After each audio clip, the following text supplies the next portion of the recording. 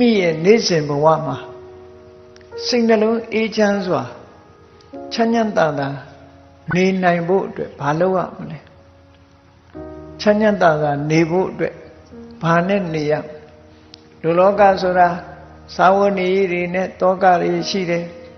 သားရည်သမီးရည်ဆိုတာလို့စိတ်ပူရတဲ့အချက်တွေအများကြီးရှိတယ်အဲ့ဒီလိုစိတ်ပူပြီးတော့နေတဲ့လောကကြီးထဲမှာစိတ်အေးချမ်းသာစွာဘယ်ပုံနေမလဲလို့ဆိုမြတ်စွာဘုရားရဲ့ခုံကိုအာယုံပြုပြီးတော့နေမယ်မြတ်စွာဘုရားရဲ့ခုံတွေကျေးဇူးတွေဘုရားဆိုတာနော်မဟုတ်တာဘယ်တော့မှမလုပ်ဘူးစိတ်ကြွယ်ရမှတောင်မကောင်းမှုမလုပ်ဘူးဆိုတဲ့အရဟံဆိုတဲ့ခုံတော်တွေ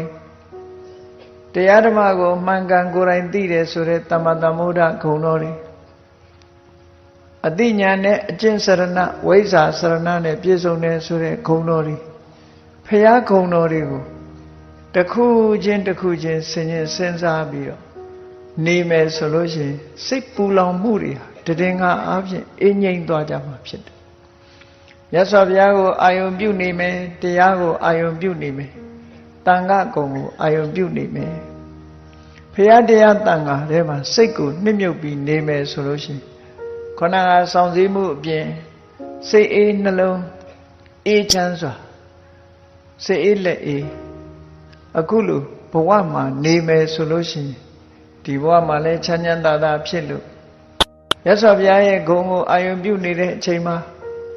တရားဂုဏ်ကိုအာယုံပြုနေတဲ့အချိန်မှာသံဃာဂုဏ်ကိုအာယုံပြုနေတဲ့အချိန်မှာဘာဖြစ်လဲလောဘလည်းမဖြစ်ဘူးဒေါသလည်းမဖြစ်ဘူးမောဟလည်းမဖြစ်ဘူးဘုရားဂုဏ်တရားဂုဏ်သံဃာဂုဏ်ထဲမှာစိတ်လေးဟာတည်ငြိမ်ပြီးတော့နေသွားခုခေတ်ပြောတာလို့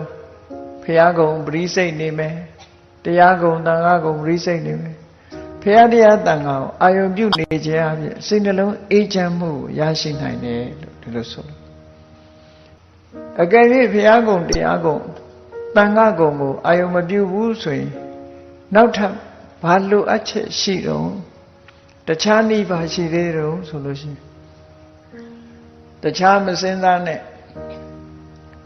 မနေ့မိုးလင်းတဲ့အခါမှာ၅ပါးသီလလေးစောင့်တည်ညရောက်တဲ့အခါကျတော့ပြန်စင်စားဒီနေ့ငါသက်ရှိတတ္တဝါပဲတတ္တဝါများတတ်မိသလဲမတတ်မိဘူးငါးပါးသီလပြည့်စုံတယ်ဆိုရင်ကိုယ်သီလလေးကိုတမိုးထားပြီးငါဟာဒီကနေ့ယဟနာပုဂ္ဂိုလ်တွေနေနီးကားနဲ့ငါ